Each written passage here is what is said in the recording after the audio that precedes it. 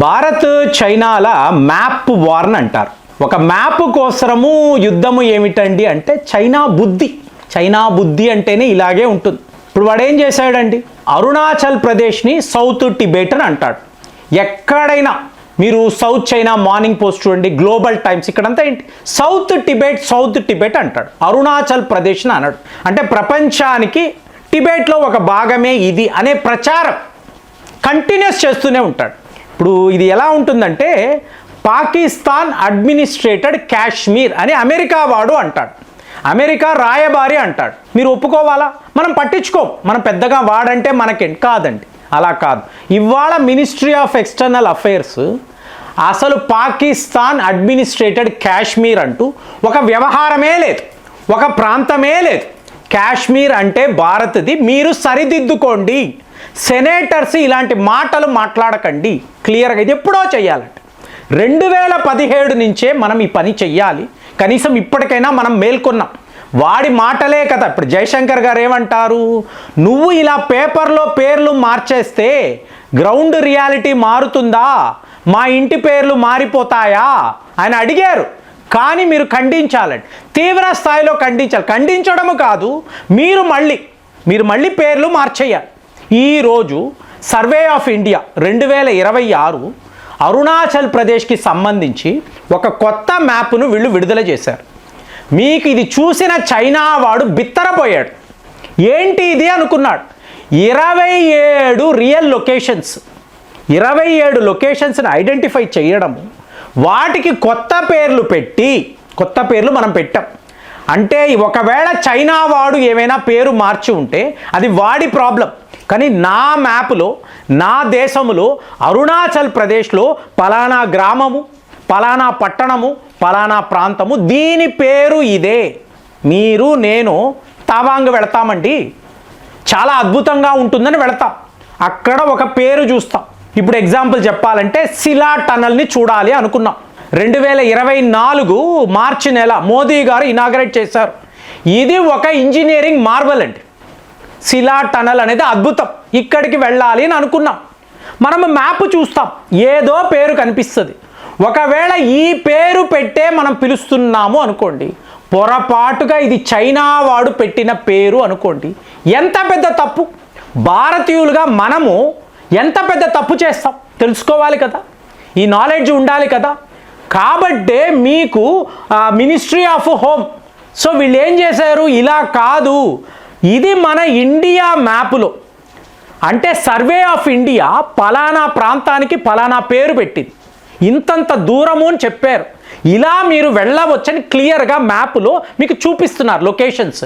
దాని ప్రకారం భారతీయులుగా, ఇంకా చెప్పాలంటే విదేశీయులు, వాళ్ళు ఎవరైనా అరుణాచల్ ప్రదేశ్ వచ్చినా, తవాంగ్ వెళ్ళాలని అనుకున్నా ఈ మ్యాప్నే వాడాలి, భారత్కు సంబంధించిన మ్యాప్నే వాడాలి. ఇక నాలాంటి వాడిని అడిగారు అనుకోండి, ఏం చెప్తానో చెప్పమంటారా? అసలు ముందు చైనా వాడి పేరుని మార్చేయాలండి, టిబెట్ పేరు మార్చేయండి. అంటే ఇక చైనాని మనం అనకూడదు, ఏదో చీనీ అంటారు. చీనీ అంటే చక్కెర అని అర్థం కదా, అలాగ చీనీ అనాలేమో. టిబెట్ పేరు కూడా వేరే పెట్టేయాలి. పెట్టేసేమో అనుకోండి, గొడవే ఉండదు కదా. ఇప్పుడు చైనా వాడు ఫలానా అనడానికి ఉండదు కదా. భారతీయులు చైనా అని అనం, మోదీ గారు అనరు, జయశంకర్ గారు అనరు, ఎవరు అనరండి. ఏం చేస్తాడు వాడు? సో ఇప్పుడు ఇదే యుద్ధం అండి. వాడి దగ్గర ఒక మ్యాప్ ఉంది, మన దగ్గర ఒక మ్యాప్ ఉంది. ఇంతకాలం ఏంటి, 2017 నుంచి ఇది మీరు ఈ ప్యాటర్న్ చూడాలి. ఇప్పుడు 2017లో దలాయ్ లామా తావాంగ్ వెళ్ళారు. వెళ్ళినప్పుడు ఏం చేశాడు, తావాంగ్ అనేది మాది కదా, సౌత్ టిబెట్ కదా, చైనా వాడిది కదా. కాబట్టి అక్కడికి మీరు ఎలా వెళతారు, దలాయ్ లామా నువ్వు ఎలా వెళతావు ప్రశ్నించి అక్కడ చుట్టుపక్కల ఉండే ప్రాంతాల పేర్లన్నీ మార్చేశాడు. మార్చేసి మాది అంటాడు. అసలు మీరు ఆలోచించారనుకోండి, టిబెటే వీడిది కాదు కదండి, టిబెట్ యొక్క హెడ్ దలాయ్ లామా కదండి. అంటే ఆ దేశం యొక్క అధ్యక్షుడు ఆయనే, మత గురువు అనొచ్చు, కానీ ఆయనే అధ్యక్షుడు కదా. మీకు గవర్నమెంట్ ఇన్ ఎక్సెల్ అంటాం కదండి. అలాంటప్పుడు తన దేశంలోకి వెళ్ళడానికి వీడెవడండి, కానీ అడుగుతాడు, దలాయ్ లామా నువ్వు ఎలా వెళతావు అని అడుగుతాడు. తగిన ఏ దేశాలు మాట్లాడరు, అదే ఆశ్చర్యం. పూర్తిగా ఒక అవినీతి పరుడు, ఒక దొంగ, వీడు న్యాయం గురించి మాట్లాడతాడు. సరే అయిపోయింది. 2024లో మనం సిలా టనల్ని ఇనాగరేట్ చేసాం. వెంటనే దాని చుట్టూర్తో ఉండే ప్రాంతాల పేర్లంతా మార్చేశాడు. సో ఇప్పుడు వాడు ఏమంటాడంటే ఈ అక్సై చిన్ పేరు కూడా మార్చేయాలండి. అంటే లడాక్ అని అన్నాము, అక్సై చిన్ మనం పెట్టిన పేరే అంటాం, అలా కాదు, పూర్తిగా ఇండియనైజ్ చేసేయాలి. చైనా పేరు, టిబెట్ పేరు, అక్సై చిన్ పేరు మొత్తము మార్చిపడేయండి, అప్పుడు కానీ వాడికి బుద్ధి రాదు. సో ఇప్పుడు ఏమంటాడు, అక్సై చిన్ మాకు ఇచ్చేయండి, అరుణాచల్ ప్రదేశ్ని మీరు తీసుకోండి. ఒరే అరుణాచల్ ప్రదేశ్ అంటే మాదేరా అంటే సౌత్ టిబెట్ మనకి ఇస్తున్నాడంట వాడు. సౌత్ టిబెట్ని మీరు తీసుకోండి, అక్సై చిన్ మాకు ఇచ్చేయండి, ఈ గొడవలు వద్దు, లైన్ ఆఫ్ యాక్చువల్ కంట్రోల్ ఎగ్జాక్ట్గా మళ్ళీ మనము ఈ డిమార్కేషన్ చేద్దాము, బౌండరీస్ని ఎస్టాబ్లిష్ చేద్దాము. ఇలాంటిది మొత్తము దొంగ బుద్ధి అంటే వీడి బుద్ధే అలాంటిదే. కాబట్టి ఇప్పుడు మనం ఏం చేసాం, ఇలా కాదురా చెప్తున్నా కదండి, యావత్తు భారత్ చుట్టూ మీకు ఒక్క మయన్మార్ వద్ద మాత్రమే 31,000 కోట్లు ఖర్చు పెట్టి ఫెన్సింగ్ వేస్తున్నాం. ఇక బంగ్లాదేశ్ అన్నప్పుడు 600 కిలోమీటర్లు మీకు ఇవాళ బార్డర్ రోడ్ ఆర్గనైజేషన్ వాళ్ళు ఇవాళ అక్కడ ఫెన్సింగ్ వేస్తున్నారండి. మొత్తము సీల్ చేసేస్తాం. ఇక మిగిలింది ఏమిటి, అక్సై చిన్, పిఓకే. దీని విషయంలో ఒక క్లారిటీ అనేది వచ్చేస్తుంది. అంటే ఇంతకాలము మనం ఖండించడము, ఇది తప్పు అనడము, స్టేట్మెంట్లు ఇవ్వడం అన్నీ అయిపోయాయి. ఇవాళ ఓన్లీ యాక్షన్, మాటలు అయిపోయాయి, యాక్షన్ మాత్రమే. అలాంటప్పుడు 27 లొకేషన్ల పేర్లు పెట్టి ఇదంతా భారత్ యొక్క భూభాగము, ఇక్కడ నీ తోక ఆడించకు, ఒకవేళ తోక ఆడించేవు అనుకో మేము ఏం చెయ్యాలో చేస్తాము. ఆల్రెడీ అయింది కదండి, 2021లో కొట్టి తరిమాం, కర్రలతో కొట్టి తరిమాం. సో ఇవాళ ఒక యుద్ధమే వచ్చినా కూడా మేము రెడీగా ఉన్నాము కదా. ఇది పాకిస్తాన్ అనొచ్చు లేదా చైనా అనొచ్చు, మాకు చైనాతో ఎటువంటి సరిహద్దులు లేవండి, మాకు సరిహద్దులు టిబెట్తోనే ఉన్నాయి. ఈ క్లారిటీ ఇవాళ భారత్కి వచ్చేసింది. నువ్వు ఎన్నైనా చెప్పుకో, మా పొరుగు దేశము టిబెటే, పిఓకే అనేది భారత్కు సంబంధించిన ఒక భూభాగమే. ఇవాళ దీని మీద మా యాక్షన్ ఉంటుంది, నువ్వు ఏమీ చెయ్యలేవు, క్లియర్గా మనం చెప్తున్నాం. అక్కడ దాకా వచ్చేసామండి. అంటే ఏంటి, మన సరిహద్దులను సెక్యూర్ చేసుకోవడము కాదు, మన భూములు ఏమిటి, మన ఊళ్ళు ఏమిటి, అక్కడ ఎవడెవడు ఉంటాడు. ఈ పని 1962లో మనం చెయ్యలేదండి. సడన్గా వాడు ఇదే అరుణాచల్ ప్రదేశ్ వైపు సైన్యముతో వస్తే దారులు లేవు, వెళ్ళడానికి మార్గము లేదు. అక్కడ ఒక 10 మంది 15 మంది మన సైనికులు ప్రాణత్యాగాలు చేశారండి.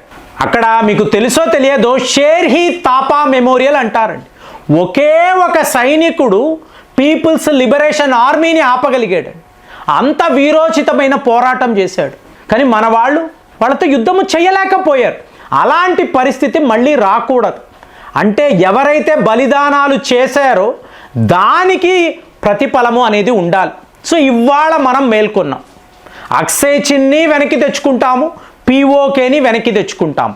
ఇది చేసి ఒకవేళ చైనా వాడితో యుద్ధమే వచ్చినా మిత్ర దేశాలందరినీ కలుపుకుంటున్నాం కదా, పోయిన వీడియోలో కూడా మాట్లాడాం. ఒకవేళ భారత్ చైనాకు యుద్ధము వస్తే, జపాన్ వాళ్ళు చైనా మీద దాడులు చేస్తే, అలాంటి ఒక డిఫెన్స్ ప్యాక్ట్ ఉంటే, ఇజ్రాయెల్ వాళ్ళు తమ టోటల్ టెక్నాలజీని మనకి ఇవ్వగలిగితే ఎలా ఉంటుంది ఊహించుకోండి. సో ఇదే జరిగింది కదండి 2020 స్టాండ్ ఆఫ్ అప్పుడు ఇజ్రాయెల్ ఒక మాట అంటుంది, నువ్వు భారత్ మీద దాడులు చెయ్యాలంటే ముందు మమ్మల్ని ఎదుర్కోవాలి, ఇజ్రాయెల్ని ఎదుర్కోవాలి. ఇదే మాటే జపాన్ వాళ్ళు కూడా చెప్పారు. సో ఇప్పుడు వీళ్ళందరూ మనతో ఉన్నారు.